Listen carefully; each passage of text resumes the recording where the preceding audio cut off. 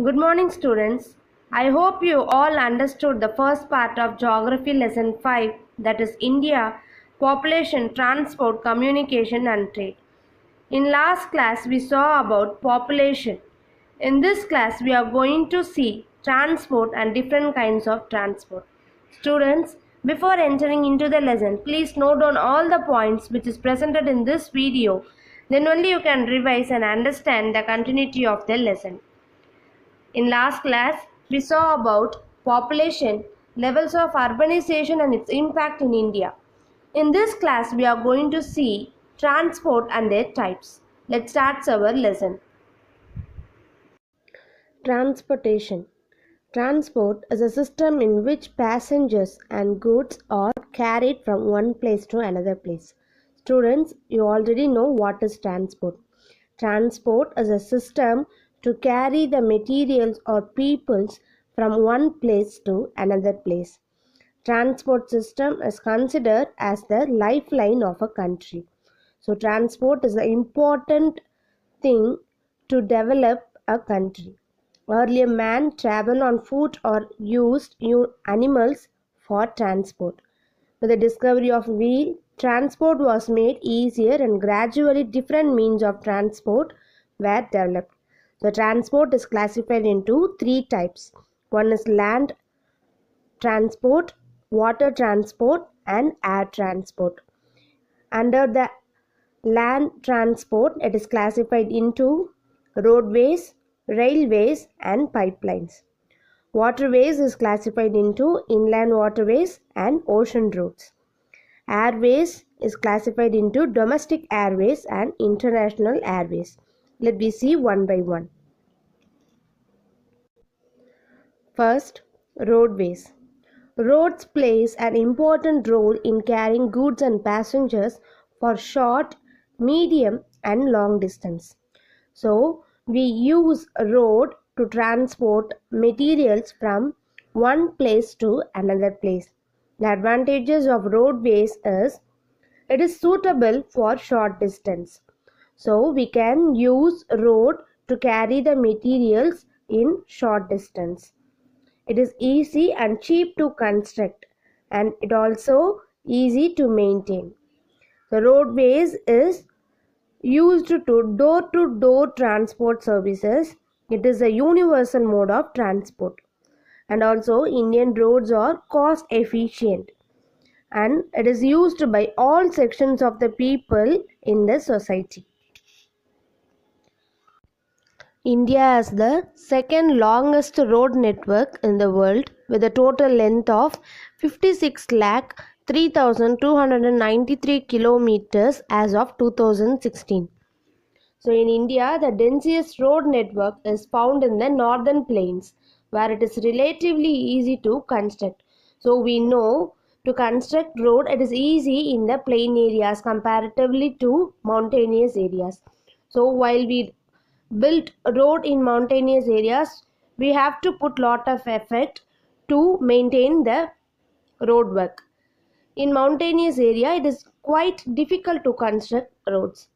Road density is the highest in Kerala and lowest in Jammu and Kashmir. For the purpose of construction and maintenance, roads are classified into four different types. One is national highways, state highways, district roads, rural roads. It is further divided into border road and international highways. Let me see one by one. Students, have you noticed the milestone when you traveled in the highways? It is not in the same color. Let me see why they are in different color. Some milestones are in yellow and white. It denotes national highways. Some milestones are in green and white. It denotes state highways. Some are in white and black. It denotes city or district roads. Some are in red and white. It is denote rural roads. Let me see what is national highways, state highways, district roads and rural roads.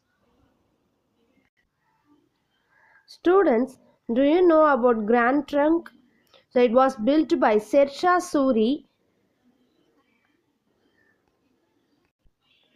to strengthen and consolidate his empire from the Indus Valley to the Sonar Valley in Bengal. This road from Kolkata to Peshawar was renamed as Grand Trunk Road during the British period. At present, it extends from Amritsar to Kolkata. It is divided into two segments. NH1 it is from Delhi to Amritsar and NH2 it is from Delhi to Kolkata. Okay, let me see the classification of roads. First is national highways. National highways form the most important system of road transportation in India. The National Highways Authority of India was established in 1995 and is the nodal agency responsible for building, upgrading and maintaining most of the national highways network. It operates under the Ministry of Road Transport and Highways. So national highways is the important system of road transportation because it will connect the states. It is responsible for Ministry of Road Transport and Highways. These highways are running through length and breadth of the country, connecting capitals of states, major ports, rail junctions, industrial and tourist centers. Ministry of Road Transport and Highways of India is responsible for the development and maintenance of national highways in India. So national highways which is present in our country, it is maintained by Ministry of Road Transport and Highways of India. It will connect the capitals of states and also the major ports, rail junctions, industrial centers. So it plays an important role in India for transporting the materials between the states to another state. So the shortest national highway is NH47A. It is from Ernakulam to Kochi port. It covering a distance of only 6 kilometers. Next, state highways. The state highways are usually roads that link important cities, towns and district headquarters within the state. So it connects the important cities and towns which is present within the state and connect them with the national highways or highways of neighboring states. So these state highways are administered and financed by state government. So if any damage is occurred in that roads means that should be maintained and repaired by the state government financial systems. Next, district roads. District roads provide connectivity between the district and taluk headquarters with the state highways and national highways. So district roads is connect between the district and it will be connected to the state highways and national highways. It is maintained by the public work department of the state. So the state government also responsible for the maintenance of district roads. Next, rural roads. Rural is village. So rural roads is also called village roads. These roads are vital for providing links in the rural areas. It links the different villages with the neighboring towns. They are maintained by village panchayat. So the local roads. So you can see the roads in the street areas. So that road is called rural roads. That will be maintained by the village panchayat. By the fund will be provided by the state government. Next, border roads. In the name itself you can understand the roads which is present in the border of between two countries, between two states, that is called border roads. These are the roads of strategic importance in border areas. They are constructed and maintained by Border Road Organization. So there is one organization that is called Border Road Organization. That organization will construct it and maintain the border roads. It was established in 1960 for the development of the roads of strategic importance in the northern and northeastern border areas. Border Roads Organization has constructed world's highest road joining Chandigarh and Lake in Ladakh. This road runs at an average altitude of 4,270 meters.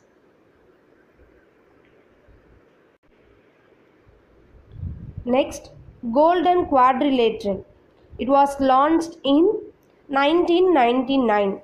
So in the name itself you can understand quadrilateral have four sides. So Golden Quadrilateral also the connection of four roads. Okay, so that is called Golden Quadrilateral.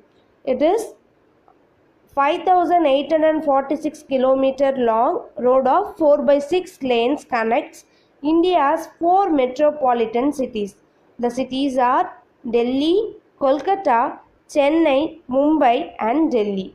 So this connection is called Golden Quadrilateral. It was launched in 1999. So Golden Quadrilateral is connection of four roads, four junctions. Next, North, South and East West corridors. North South corridor aims at connecting Srinagar in Jammu and Kashmir with Kanyakumari in Tamil Nadu with 4,076 km long road. The East West corridor has been planned to connect Silchar in Assam with the port town of Porbandar in Gujarat with 3,640 km of road length. The two corridors intersect at Jhansi. Next, expressways. Expressways are multi-lane, good quality highways for high-speed traffic. So here, the road will be constructed by good quality materials. So, for high-speed traffic. Some of the important expressways are Mumbai-Pune Road, Kolkata-Dum Dum Airport Road, Durgapur-Kolkata Road and Yamuna Expressway between Delhi and Agra. Next, international highways. So, international highways is the link between two neighboring countries. These are the roads that link India with neighboring countries for promoting harmonious relationship with them. So this international highways connect our country with neighboring country. It will promote many relationships like trade relationship. So many things will be developed by this international highways. These highways have been constructed with an aid from World Bank under an agreement with the Economic and Social Commission for Asia Pacific. So this is abbreviated as ESCAP, that is Economic and Social Commission for Asia Pacific. These roads connect important highways of India with those of the neighboring countries such as Pakistan, Nepal, Bhutan, Bangladesh and Myanmar. So these are the neighboring countries of our country. So this will be connected, these roads will be connected by international highways. So here all the roads are interlinked. The village roads are connected with district roads. The district roads are connected with state highways. The state highways are connected with national highways. The national highways are connected with international highways. So these all are interlinked together. These roadways promote development of our country. Another land transport is railways. So Indian railway system is the main artery of the country's inland transport.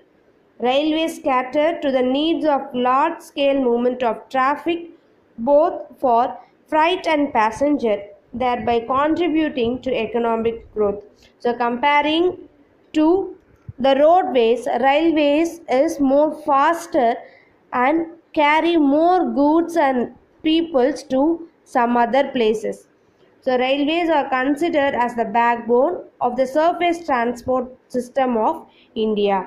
So comparing to roadways, railways carry more materials and it also promote economic growth and development to the country. It promotes national integration by bringing people together. So we can travel from Tamil Nadu to Jammu and Kashmir. So this will be promote national integration by bringing people together. It also promotes trade, tourism, education, etc. Railways help in the commercialization of the agriculture sector by facilitating the bulky movement of perishable goods. So perishable goods means the materials which can spoil within a short period, that is called perishable goods like fruits, vegetables, etc. So that material should be transported immediately to the market or some other countries. So for this purpose railways will help in the transporting the materials, that is the bulky materials, to some other places. Its role in transporting raw materials to industries and finished goods to markets is invaluable. Indian Railways network is the largest in Asia and second largest in the world. So, not only the finished products, these railways are also used to transporting raw materials to industries. It also promote the trade and also development of economic growth of our country. So, Indian Railways is divided into 17 zones which are further subdivided into divisions. The number of zones in Indian Railways increased from 6 to 8 in 1951, 9 in 1966 and 16 in 2003. Each zonal railway is made up of a certain number of divisions, each having a divisional headquarters. So these are the 17 zones of Indian Railway. That is Northern Railway, North Western Railway, North Central Railway, North Eastern Railway, North East Frontier Railway, Eastern Railway, East Coast Railway, East Central Railway, West Central Railway, Central Railway, Western Railway, Southern Railway, South Central Railway, South Eastern Railway, South Western Railway, South East Central Railway and Konkan Railway. So these are the zones which is presented in Indian Railways. On the basis of width of the track, the Indian Railways fall under four categories. That is the space between the two tracks. They are broad gauge, meter gauge, narrow gauge and light gauge. Broad gauge is consist of 1.676 meter width, meter gauge is 1 meter width, narrow gauge is 0.762 meter width, light gauge is 0.610 meter width. Children, do you know the first suburban railways was started in 1925 in Mumbai?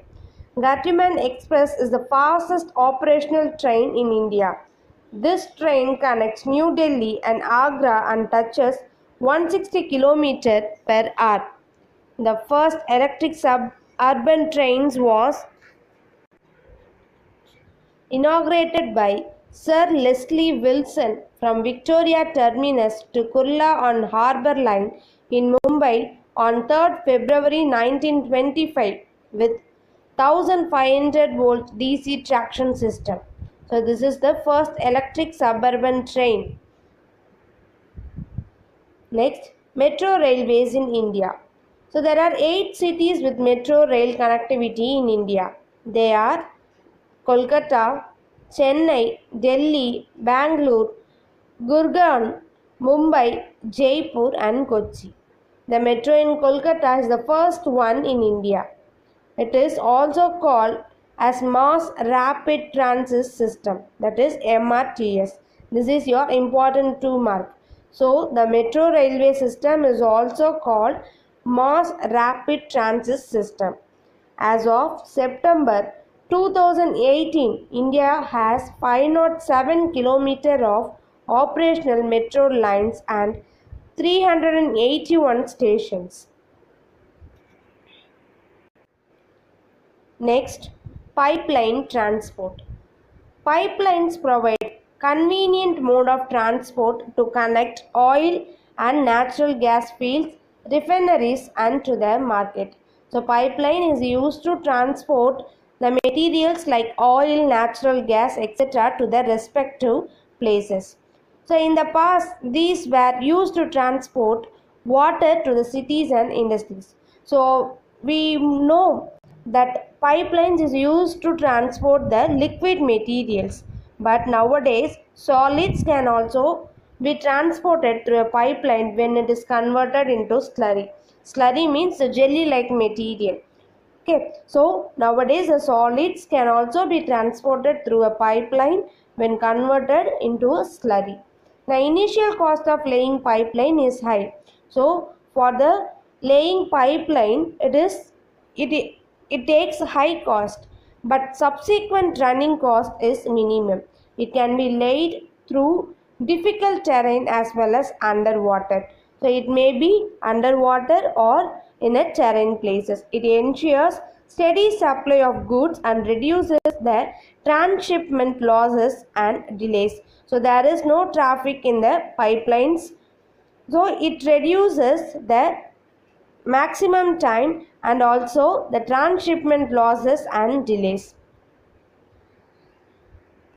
So some of the oil field which is present in our country is, it is located in Assam to Kanpur, from Salaya in Gujarat to Jalandhar in Punjab, and gas pipeline from the Azira in Gujarat to Jagadaspur in Uttar Pradesh.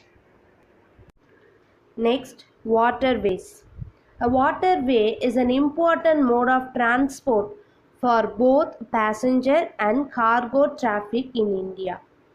It is the oldest and also the cheapest means of transport and most suitable for carrying heavy and bulky materials from one country to another.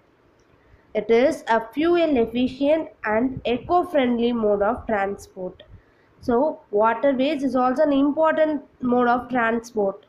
It also carry the bulk amount to some other country. The water transport is of two types. One is inland waterways, another one is ocean waterways, which is also called sea route. Let me see one by one. Inland waterways. Inland waterways in the form of rivers, canals, lakes and backwater. It depends upon the depth and width of the waterways and the continuity of the water flow. So, this inland waterways will not provided in all the rivers and canals. It is based upon the depth and width of the waterways. For the development, maintenance and regulation of national waterway in the country, the Inland Waterways Authority was set up in 1986. The major national waterways are Ganga, it is from Halda to Allahabad. Next, Brahmaputra, it is Dhubri by to Sandhya. Next is Barak. Another one is Brahmani and Delta canals. Another one is Godavari and Krishna canals and West Coastal Canal. So these are the important national waterways which is present in our country. Next is oceanic route. Oceanic routes plays an important role in the transport sector of Indian economy. So, by oceanic routes only the British was entered into our country and they ruled about 200 years in our country. So, it plays an important role for transporting from some other country into India.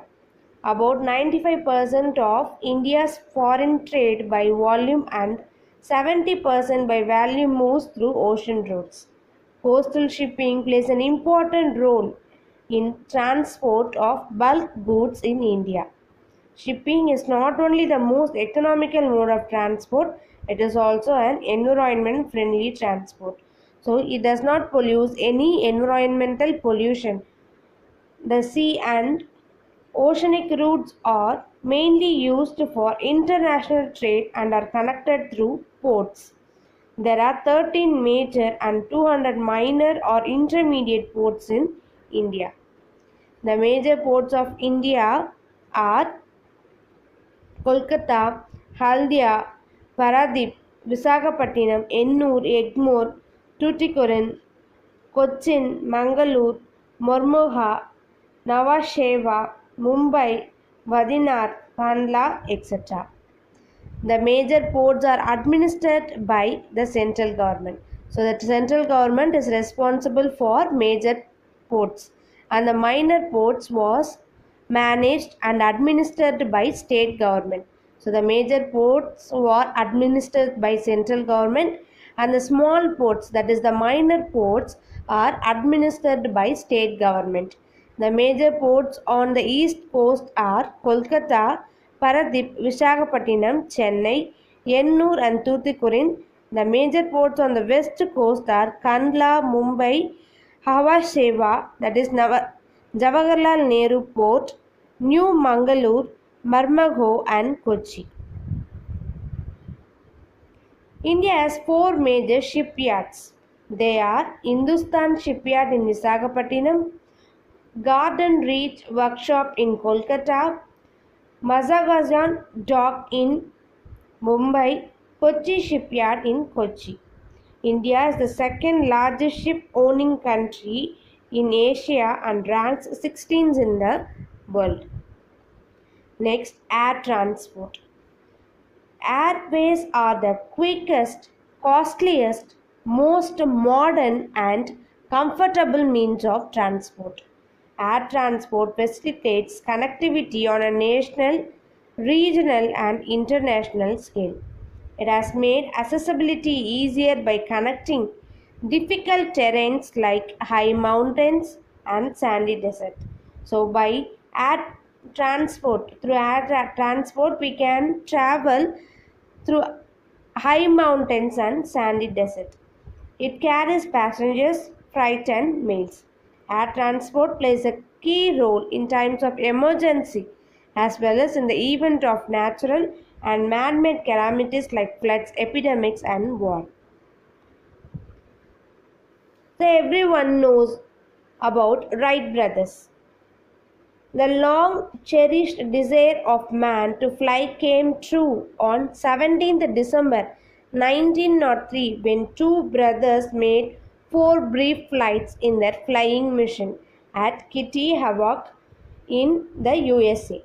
India, then under the British Raj, entered the world of aviation on 18th February 1911 when a 23-year-old French pilot named Henri Becquet flew a Humber biplane carrying 6,500 cards and letters from a polo ground in Allahabad to Naini Junction around 10 kilometers away.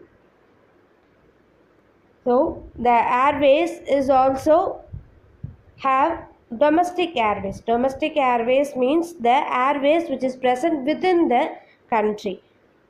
So domestic airways fly within the boundaries of a country and international airways connect major cities of the world. So domestic airways is an airways which is present inside the country. So the planes will be travel from state to another state. But the international airways, it will be connected between the country to some other country. The Indian Airlines and Air India are the two airline services run by the Government of India. Indian Airlines provided the domestic air services and Air India provided international air services. So these are the two major airline services which is run by the Indian government. They are Indian Airlines and Air India. So Indian Airlines is a domestic services, that is, which is provided within the country, and Air India provides international air services. Presently, there are 19 designated international airports available in the country. Pawan Hans Helicopter Limited has been providing helicopter support services to the petroleum sector, including ONGC and Oil India Limited. It is a public sector co-based in New Delhi. Its operations are based at the Juhu Aerodrome in Vilparle, Mumbai. Pawan Hans is a Mini Ratna 1 category public sector undertaking. It often provides services to various state governments, particularly Northeast India, and inter-island ferry services in Andaman and Nicobar Islands, services to Lakshadweep Island, etc. Here, some of the airports authority are given. They are Airports Authority of India. Airports Authority of India was constituted in 1995. It provides security to Indian airports. Under Airports Authority of India, the Ministry of Civil Aviation is responsible for creating, upgrading, maintaining and managing civil aviation infrastructure in India. Students, I hope you all understood about transportation system of India. Here I gave some evaluation. Try to answer this question. They are: define transport, write the types of transport system, write the types of waterways, write about airways. Thank you.